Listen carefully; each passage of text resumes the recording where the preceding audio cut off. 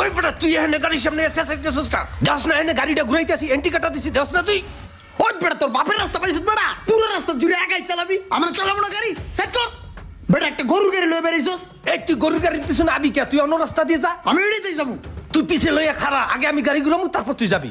কি হয়েছে?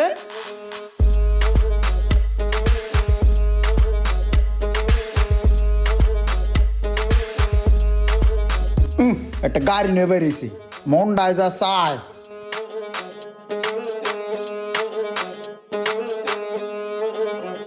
তামসাটা করে কি দেখো।